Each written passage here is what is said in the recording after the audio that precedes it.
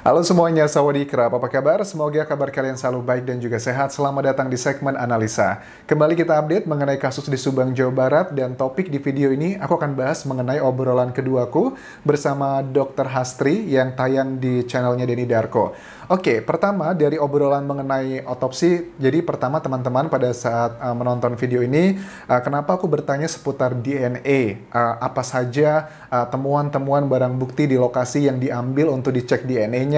Itu karena Dr. Hastri adalah bagian otopsinya. Kalau aku ngobrol dengan mungkin tim research-nya, pasti aku akan tanya tentang BAP, aku cocokkan keterangan satu dengan lainnya. Jadi ini basic pertama yang harus kalian tahu. Oke, kita awali langsung, kita akan bahas lebih detail. Komentar pertama aku dari tayangan yang sudah tampil di YouTube-nya Denny Darko ini. Ada banyak ternyata video yang dipotong ya Mas Denny. But it's okay, aku hargai itu karena ada banyak obrolan yang ternyata tidak bisa tayang di YouTube karena mungkin sedang menunggu ya kepastian siapakah tersangkanya dan itu harus dihargai. Tapi paling tidak ada beberapa hal yang ada nilai edukasinya. Jadi kita bisa tahu nih karena menurut aku ya seperti aku sampaikan ke Dr. Hastri juga kemungkinan besar bahwa alat bukti yang sudah aku analisa dari media massa yang sudah tersebar begitu, kemungkinan besar ada beberapa alat bukti yang ini berasal dari hasil otopsi yang nanti akan menjadi perdebatan di masyarakat. Karena kita kan tahu bahwa ada dugaan TKP itu terkontaminasi dengan berbagai macam hal-hal. Salah satunya adalah ada dugaan nih orang-orang yang seharusnya tidak boleh masuk ke TKP tapi malah masuk ke sana. Nah ini adalah bagian yang akan cukup menantang Dr. Hastri beserta tim nanti bagaimanakah meyakinkan di pengadilan jika isu ini kembali diangkat. Karena setelah tahapan diumumkan tersangka, nanti juga akan masuk ke dalam tahapan pengadilan yang pastinya itu juga dalam tahapan yang tidaklah semudah membalikan telapak tangan, butuh banyak pembuktian dan juga ya perdebatan nanti. Yang pertama, pertanyaan ini mengenai hasil otopsi. Apakah hasil otopsi menurut Dr. Hastri adalah hal yang mutlak atau masih bisa diperdebatkan? Karena kalau BAP, berita acara pemeriksaan, itu kan perkataan saksi yang diverbatim, saksi 1, 2, 3, 4, ini bisa berdebat. Oh enggak kok, saya nggak datang setengah 7, saya datang jam 7.15. Oh enggak kok, saya tidur malam itu atau saya keluar. Itu kan hal yang masih bisa diperdebatkan. Tapi kalau hasil otopsi, kata Dr. Hastri, itu sifatnya adalah mutlak. Kenapa seperti itu? Kita bahas satu persatu. Ini adalah komentar dari Dr. Hastri. Oke, mana ini ya? Ini dulu. Masyarakat ini menganggap bahwa TKP ini terkontaminasi. Nah, pertanyaannya dipersingkat, bukti dokter ini bisa terkontaminasi atau di-framing oleh seseorang, atau bukti itu sesuatu yang akan mutlak, dok? Sesuatu yang akan mutlak. Nah, ini jawabannya, Mas. Bukti itu yang memang nanti akan dirilis dari tim penyidik, karena yang merilis bukan jatahnya Dr. Hastri ya, tapi Dr. Hastri hanya melakukan penelitiannya saja.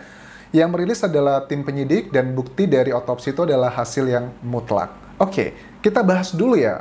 Pada saat kita mulai berpikir kritis, kenapa Dr. Hastri mengatakan ini sifatnya mutlak. Jadi aku berharap teman-teman bukan cuma kagum dengan gelarnya beliau. Salah satu berpikir kritis adalah dengan tidak melihat siapa yang berbicara untuk beberapa hal. Tapi kalau untuk hal yang expert seperti ini, kedokteran, ya jelas beliau adalah yang expert. Tapi secara umum, jangan dilihat siapa yang bicara, tapi dilihat dulu kontennya apa yang dikatakan. Oke, kalau Dr. Hastri mengatakan sesuatu hal ini adalah sifatnya mutlak, buktinya coba kita bahas di video berikutnya.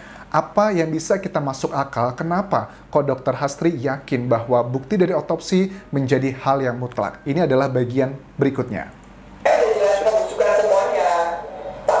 Oke.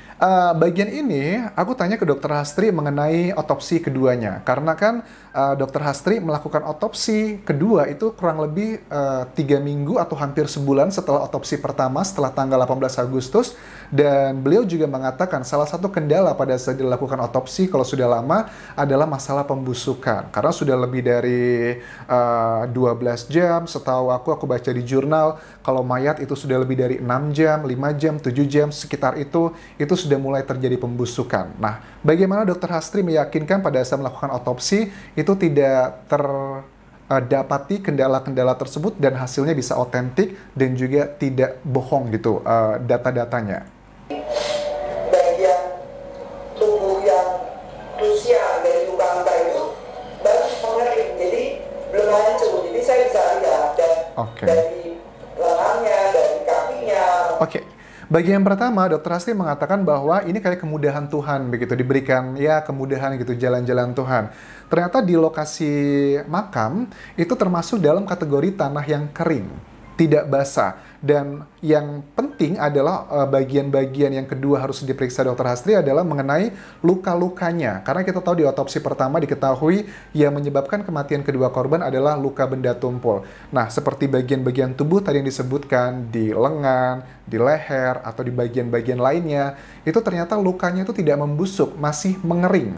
Jadi ini keajaiban ini, kalau seandainya makam tersebut kondisinya basah, itu kemungkinan besar memang sudah bisa hilang. Tapi ternyata ini sebuah keajaiban, Dokter Hastri diberikan kemudahan, ternyata tanah tersebut adalah termasuk kategori tanah kering, dan luka-luka di tempat-tempat yang akan diteliti, itu ternyata masih bisa dianalisa lebih detail secara forensik.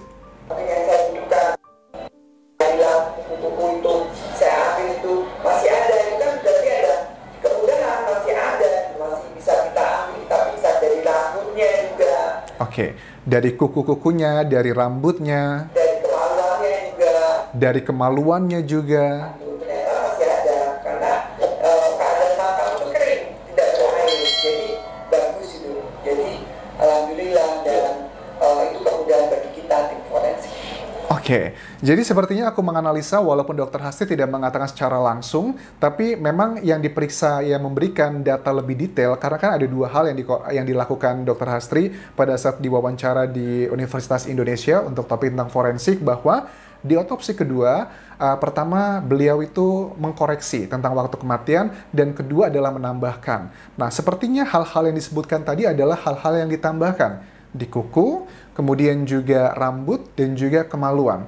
Ada apa? Misalnya begini, ini kembali ke pertanyaan awal tadi tentang logika, kenapa kok hasil dari otopsi itu bisa dibilang adalah bukti yang mutlak. Misalnya begini, kalau di kuku almarhumah Amel misalkan, itu ditemukan kulit dari orang luar, itu kan jelas sangat mutlak ya. Nggak mungkin kalau Amel itu misalkan begini ya, Amel itu pada saat, karena kan agama muslim, harusnya dimandikan kan ya, dimandikan. Ada yang klaim gini, jangan-jangan itu si pelakunya memframing seseorang, mencuil kulit dari si orang yang mau di-framing, dimasukkan ke kuku Amel. Masa sih sampai segitunya? Kemungkinan selalu ada, tapi kalau kemungkinan seperti itu ya sangatlah kecil sekali. Tapi menurut aku kuku itu juga menjadi salah satu alasan yang makanya kenapa dibilangnya mutlak. Jadi kalau apakah kita menemukan sesuatu di kuku Amel, kemudian itu ada kemungkinan framing, kayaknya kecil sekali kemungkinan seperti itu. Nah, kedua adalah mengenai di kemaluan. Seandainya begini, ternyata di kemaluan Amel gitu, seandainya ya, mohon maaf nih, ditemukan ada terjadi hal-hal yang sifatnya pelecehan seksual gitu, ditemukan mungkin cairan tertentu. Ada juga orang kalau sudah fanatik gitu, bisa aja yes, itu orang ini yang di framing, cairannya dimasukkan ke situ. Tapi kan itu kemungkinan yang sama sekali sangat kecil sekali. Jadi itu adalah yang pertama. Rambut juga sama. Rambut mungkin aja, karena kan rambut itu lebat ya gitu. Bisa aja di rambutnya Amel itu ditemukan misalkan ada rambut seseorang yang itu bukan miliknya Amel. Nah, ini rambutnya siapa? Kemudian yang pro dengan orang tertentu. Bisa aja anjas orang tersebut yang mau di framing, rambutnya dia dimasukin ke situ. Oke. Ini adalah hal-hal yang harus kalian tahu kenapa Dokter Hastri mengatakan hasil otopsi itu adalah hasil yang mutlak. Kalau aku cenderungnya adalah setuju ya bahwa hasil otopsi adalah hasil yang mutlak, karena dengan data-data tadi, contoh-contoh yang aku berikan, kayaknya sangat kecil sekali kemungkinannya bisa dilakukan framing. Masukin kulit sesuatu ke kuku orang tersebut, masukin cairan tertentu di alat vital seseorang, itu adalah hal yang sangat kecil sekali kemungkinannya. Itu adalah logikaku. Kenapa kok aku bisa berpikir setuju dengan pendapat Dokter Hastri bahwa hasil otopsi itu adalah mutlak. Jadi teman-teman juga sama, pada saat kita membahas hal seperti ini, jangan percaya begitu aja bagus. Kita harus tanyakan kenapa kok mutlak? Oh, ternyata penjelasannya seperti ini. Oke, jadi jangan kenapa kok dia salah? Kenapa kok dia benar? Ya karena aku suka aja, ya karena aku benci aja. Don't ever think like that. Jadi ini adalah sesuatu hal membedakan nih expertise dengan cara berpikir. Kalau Dr. Hastri adalah expert ya, kita butuh orang-orang expert. Seperti aku bukan expert di bidang kedokteran, tapi logika berpikirnya pada saat kita menganalisa, pada saat kita membahas sebuah hal, itu kita tahu bagaimana jalur ceritanya. Oke, lanjut lagi kita bahas di bagian obrolan berikutnya bersama Dr. Hastri. Karena kan ya mungkin waktu bersihkannya kan. Oke, bagian ini aku tanya sama Dr. Hastri, dokter kan di lokasi TKP konteksnya adalah di Subang kan ya, itu sudah dibersihkan sidik jarinya, ada sabun di mana-mana, kemudian juga air becek di mana-mana, itu adalah salah satu cara untuk menghilangkan sidik jari. Apakah masih bisa ditemukan? Ini jawaban dari Dr. Hastri. Cepet-cepet dong saja, jadi ya penyidik ya memang harus lebih hati-hati lagi. Oke, jawabannya adalah ini kan kasus pembunuhannya adalah saat melakukannya pasti cepet-cepet dong. Pasti akan ada yang tertinggal, makanya tim penyidik melakukannya hati-hati. Misalkan kayak sidik jari, pelaku sudah membersihkan, mungkin dibantu dengan orang-orang yang mengetahui, disabunin, digosok, di meja, di lantai semuanya. Tapi mungkin ada ketinggalan gitu, mobil juga digosok semuanya, dibersihkan dengan sabun. Ada yang ketinggalan mungkin di bawah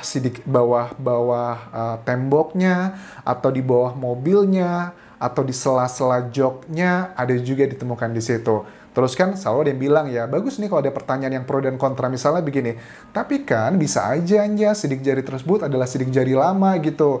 Ya, itu betul bisa, tapi kalian juga harus tahu, bukankah sidik jari di samping untuk mengidentifikasi siapakah pemilik sidik jari tersebut, bukankah sidik jari juga bisa diketahui usianya berapa lama, ya? Usianya berapa lama nih sidik jari ini? 6 jam kah, 7 jam kah, 8 jam kah? Setelah itu, kalau sudah diketahui usianya, memang bisa menjawab apa, Anjas? Ya, ini butuh data yang lainnya, yaitu adalah waktu kematian. Misalkan begini, sidik jari pertama yang sudah diketahui mungkin di bawah mobilnya gitu. Oh, ini sidik jari kok baru ya, coba dicek deh punya siapa. Oke, muncul nama A gitu. Muncul nama A, kemudian usianya sudah berapa lama nih sidik jari ini? Sudah berapa lama ada dicocokkan dengan matematika semuanya. Oh, ternyata ini 8 jam, dihitung, dicocokin. Oh, ternyata kok sama dengan waktu kematian. Digali lagi lebih dalam, diberikan data ini ke tim penyidik, dan tim penyidik nanti akan pertanyakan, kemana kamu jam segitu, kemana kamu di waktu itu, apa yang kamu lakukan, kok ada di sini, dan sebagainya. Ya, itu kalian sudah tahu lah, aku sudah bahas bagian ini sebelumnya. Jadi, ini kenapa alasan hasil otopsi adalah hasil yang mutlak, yang menurut aku nanti ini akan mendapatkan serangan banyak Dr. Hastri dari pengacara, dari orang-orang yang menjadi tersangka, dengan topik-topik yang aku bahas ini. Tapi sekali lagi, ini adalah analisaku yang aku dasarkan berasal dari obrolanku dengan Dr. Hastri dan juga berbagai sumber dari media massa. Dan sekali lagi, aku memang bukan expert di bidang kedokteran, apalagi forensik seperti ini, tapi yang kita bahas ini adalah bagaimana membaca datanya. Tapi kalau untuk mendapatkan datanya, ya beliaulah yang tahu. Ada juga nih komentar di YouTube ini yang bilang gini, aku baru tahu Anjas ternyata sidik jari itu bisa diketahui usianya.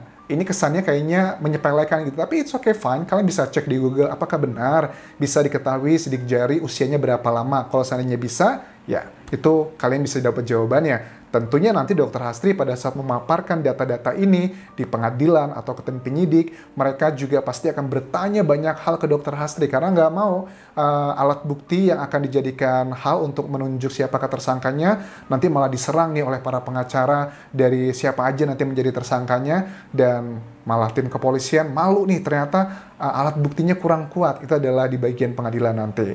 Aku rasa itu yang bisa aku bahas mengenai ini. Mudah-mudahan ada knowledge yang bisa kita dapatkan. Dan teman-teman, sekali lagi aku bilang, ini bukanlah sebuah perlombaan, bukanlah sebuah kompetisi. Kita tidak sedang mendukung siapapun di sini, tapi kita sama-sama mengawal untuk mencari tahu siapakah pelaku sebenarnya, ya.